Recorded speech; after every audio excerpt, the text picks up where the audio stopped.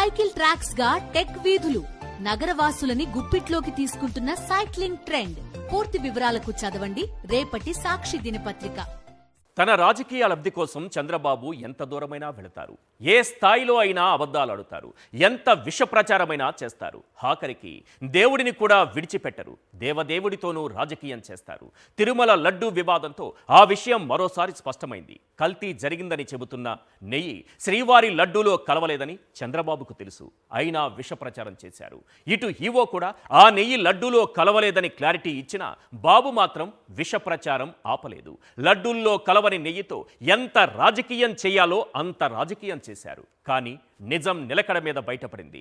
చంద్రబాబు నీచ రాజకీయం మరోసారి అందరికీ తెలిసొచ్చింది. కుట్రకోణం వెలుగు చూసింది. తాను చేస్తున్నది తప్పుడు ప్రచారమని ఆధారాలతో సహా బయటపడుతుండడంతో ఏం చేయాలో తెలియని దిక్కుతోచని స్థితిలోకి వెళ్ళిపోయారు.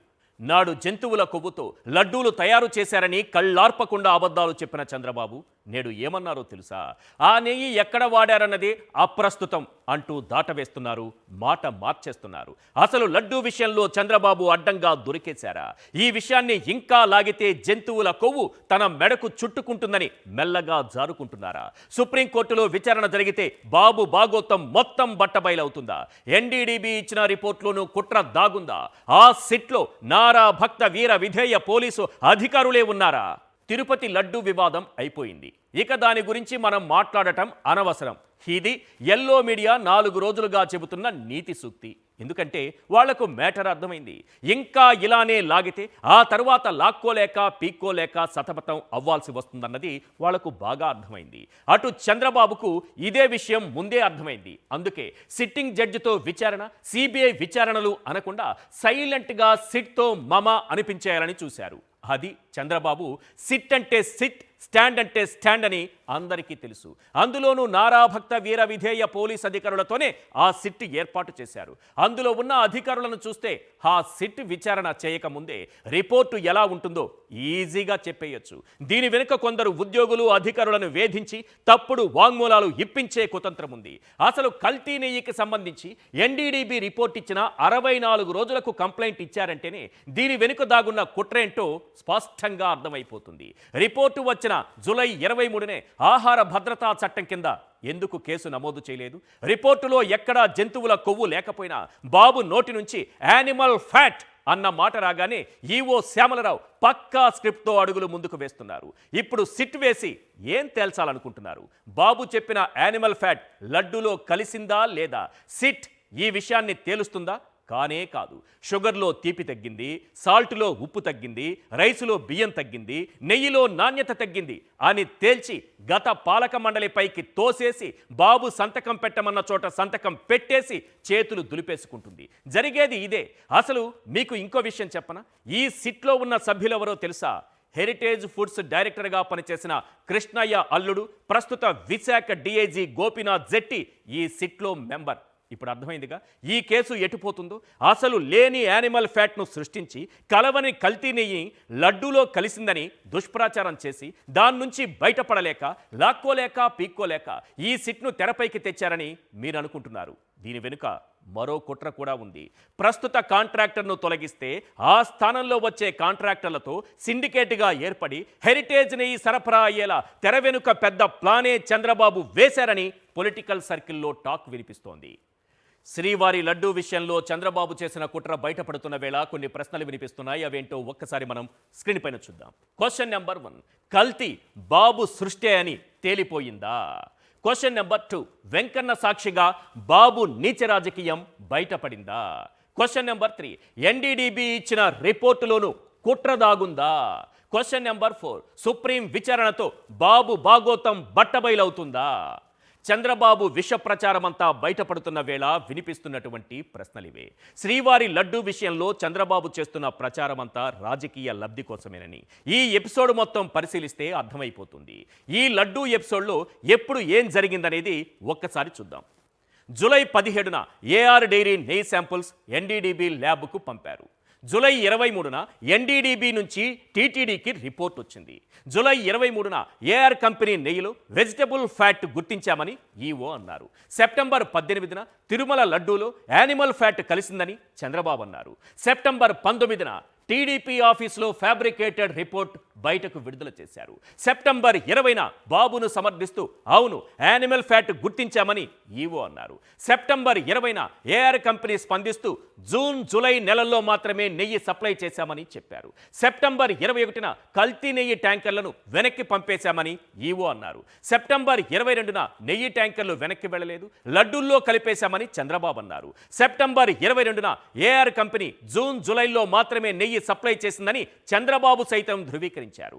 సెప్టెంబర్ 22న తిరుమల శ్రీవారిని రాజకీయ అవసరాలకు వాడుకుంటున్నారని ప్రధానికి జగన్ లేఖ రాశారు. సెప్టెంబర్ 22న ఏ ధైర్యంతో నాపై ప్రధానికి లేఖ రాస్తావంటూ చంద్రబాబు జగన్ పై ఆగ్రహం వ్యక్తం చేశారు. సెప్టెంబర్ 23న బీజేపీ ఎంపీ సుబ్రహ్మణ్య స్వామి సుప్రీంలో పిల్లివేయగా వైవి సుబ్బారెడ్డి సైతం కోర్టును ఆశ్రయించారు. ఇది జూలై 17 నుంచి సెప్టెంబర్ 23 వరకు జరిగింది. ఏఆర్ డైరీ నెయ్యి సరఫరా చేసింది కూడా కేవలం 2 నెలలు మాత్రమే.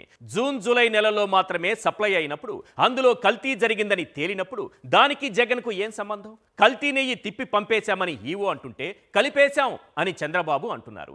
కల్తీ నెయ్యి లడ్డూలో కలిపినందుకు ఎవరికి శిక్ష పడాలి? ఇందులో ప్రధాన ముద్దాయి చంద్రబాబే, అవునా కాదా? ఇక తాజా ఎపిసోడ్లో చంద్రబాబు మరో ట్విస్ట్ ఇచ్చారు. ఇంతవరకు లడ్డూలో యానిమల్ ఫ్యాట్ కలిసిన నెయ్యి వాడేశారని పదే పదే చెప్పిన చంద్రబాబు ఇప్పుడు ఏమంటున్నారో తెలుసా? ఆ నెయ్యి ఎక్కడ వాడారన్నది అప్రస్తుతమట. అసలు ఈ లడ్డూ ఎపిసోడ్లో టీటీడీ ఈవో మొదట ఏమన్నారు, ఆ తర్వాత చంద్రబాబు ఏమన్నారు, ఆ వెంటనే ఈవో ఎలా మాట మార్చారో ఒక్కసారి చూద్దాం. ఆ శాంపుల్లో అడల్టరేషన్ ఉందని తెలియదు. ఏం అడల్టరేషన్ ఉందంటే వెజిటబుల్ ఫ్యాట్స్ అంటే మనకి వనస్పతి అంటాం కదా, నాసి రకమైన ఇంగ్రీడియంట్సే కాకుండా ఎనిమల్ ఫ్యాట్ కూడా వాడారని. ఏది గీకు బదులు. The report says it is adulterated with animal fats. అదే మ్యాటర్ ఇక్కడే అర్థమైపోయిందిగా. మొదట ఈవో వెజిటబుల్ ఫ్యాట్ కలిసిందన్నారు. సుమారు 2 నెలల తరువాత చంద్రబాబు అందులో యానిమల్ ఫ్యాట్ కలిసిందన్నారు. వెంటనే మాట మార్చేసిన ఈవో అవును బాబు చెప్పింది నిజమే, యానిమల్ ఫ్యాటే కలిసిందన్నారు. పోనీ ఇక్కడితో ఆగారా అంటే అది లేదు. యానిమల్ ఫ్యాట్ నెయ్యిలో కలిసిందంటున్నారు, ఓకే. మరి ఆ నెయ్యిని లడ్డూల తయారీలో వాడారా లేదా అంటే కల్తీ జరిగిందని తెలిసిన వెంటనే ఆ ట్యాంకర్లను వెనక్కి పంపేశాం, ఆ నెయ్యి వాడలేదని జాతీయ మీడియాకి ఇచ్చిన ఇంటర్వ్యూలో ఈవో చెప్పారు. లేదు ఆ నెయ్యిని వాడేశాం అని బాబు చెప్పారు. మధ్యలో మంత్రి లోకేష్ కూడా ఆ నెయ్యి వాడలేదంటూ ట్వీట్ చేశారు. అంటే వాడేశామని బాబు చెబుతుంటే లేదు ఆ నెయ్యి వాడలేదని టీటీడీ ఈవో మంత్రి లోకేష్ చెబుతున్నారు. ఒక అబద్ధం చెప్పడంలో వీళ్ళకే ఒక క్లారిటీ లేదని అది చూస్తే మీకే అర్థమైపోతుంది. అప్పటికే 4 ట్యాంకర్స్ వచ్చేసాయి, దాన్ని వాడారు. 4 ట్యాంకర్స్ వచ్చాయి. 4 ట్యాంకర్ చెప్పినా ఎనలేదు కాబట్టి అక్కడి నుంచి ఈయనకుండే అధికారం ఉపయోగించుకొని ఎన్డీడీబీ ల్యాబ్కు పంపించాడు. ఇక ఎన్డీడీబీ ఇచ్చిన రిపోర్టు పైన పలు సందేహాలు వెల్లువెత్తుతున్నాయి. ఇటు హైదరాబాద్, అటు చెన్నై, మైసూరులో ల్యాబులున్నా గుజరాత్కే ఎందుకు పంపారన్నది సామాన్య భక్తులు వేస్తున్న ప్రశ్న. ఇంతకన్నా ఆసక్తికర విషయం ఏంటంటే జూలై 6వ తేదీన నెయ్యి శాంపుళ్లను టీటీడీ పరీక్ష కోసం పంపక అంతకంటే ముందు అంటే జూలై 5న TTD EO Shyamala Rao, NDDB chairman Meenesh Shah, NDDB మాజీ చైర్మన్ ఆర్ఎం అదనపు కార్యదర్శి వర్షా జోషిల మధ్య భేటీ జరిగింది. ఈ భేటీ అనేక అనుమానాలకు తావిస్తోంది. ఎన్డీడీబీ చైర్మన్ మీనేష్, ఎన్డీడీబీ మాజీ చైర్మన్ ట్రాక్ రికార్డ్ వివాదాలమయంగా ఉంది. అధికార ఆర్థిక దుర్వినియోగాలకు సంబంధించిన అనేక ఆరోపణలు వీరిపై వచ్చాయి. ముఖ్యంగా 2021 మే 31న వర్షా జోషి ఎన్డీడీబీ చైర్మన్గా రిటైర్ అయ్యారు. ఆ తరువాత ప్రస్తుత చైర్మన్ మీనేష్ సి షాను ఆమె ఏకపక్షంగా నియమించారు. డిప్యూటీ జనరల్ మేనేజర్ హోదాలో ఉన్న షాను అనేక హోదాలు దాటించి మరి చైర్మన్ ఎండీగా నియమించారు. ఇవన్నీ నిశితంగా పరిశీలిస్తే దీని వెనుక ఏదో కుట్ర దాగుందనే అనుమానాలు సామాన్య భక్తుల్లోనూ కలుగుతున్నాయి. ఈ ఎపిసోడ్ మొత్తం గమనిస్తే పవిత్రమైన వెంకన్న సన్నిధిలో చంద్రబాబు క్షుద్ర రాజకీయం చేశారని ఎవరికైనా ఇట్టే అర్థమైపోతుంది. పవిత్రమైన లడ్డూతో ఈ కలుషిత రాజకీయాలేంటి బాబు అని సామాన్య భక్తులే నిలదీసే పరిస్థితి వచ్చింది. తన రాజకీయ అవసరాల కోసం అబద్ధాలు చెప్పడం చంద్రబాబుకు కొత్తేమీ కాదు. కానీ ఆఖరికి దేవుడితోనూ రాజకీయం చేసేంత స్థాయికి దిగజారిపోతారని ఎవరూ ఊహించలేదు. హిందూ ధర్మ పరిరక్షణ మా బాధ్యత అని చెప్పుకునే బీజేపీ కూడా ఇందులో భాగం కావడం మరింత శోచనీయంగా మారింది. మారింది. అసలు తిరస్కరించిన నెయ్యిని అసలు వాడనప్పుడు నివేదిక పేరుతో ఆరోపణలు ఎలా చేస్తారు? టీటీడీ తిరస్కరించిన నెయ్యి ఎన్డీడీబీ నివేదికలో ఉన్న నెయ్యి ఒకటే అయినప్పుడు ఇక అపవిత్రం ఎక్కడ జరిగింది? అతి సున్నితమైన అంశాన్ని ఉద్దేశపూర్వకంగా మీడియాకు లీక్ చేసి రాద్ధాంతం చేశారు. సుప్రీం విచారణలో బాబు గారి బాగోతం త్వరలో బయటపడుతుంది. ఒక్కటి మాత్రం నిజం, తప్పుల మీద తప్పులు చేస్తున్న చంద్రబాబు అయినా ఈవో శ్యామలరావు అయినా ఆ భగవంతుని ఆగ్రహానికి గురికాక తప్పదు.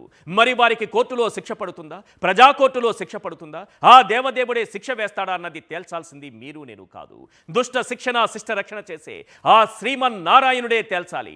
అప్పటి వరకు గోవిందనామ స్మరణలతో శ్రీనివాసుని సంకీర్తనలతో 7 కొండలు ప్రతిధ్వనించేలా భక్తి భావంతో ప్రార్థిద్దాం. ఓం నమో వెంకటేశాయ.